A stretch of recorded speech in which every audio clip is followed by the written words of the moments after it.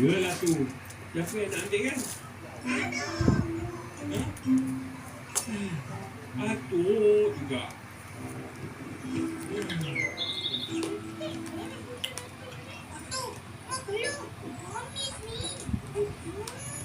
Makanlah. Suka puas. Makan banyak-banyak. Rambutan boleh elak.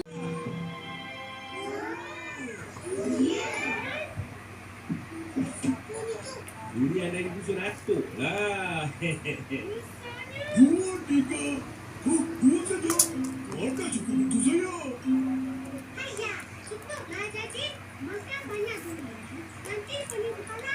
Betul-betul. Bahagian pun jadi panas. Manggis tu kan ada.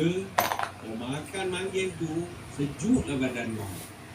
Sebab tu, bila ada durian, mesti ada manggis.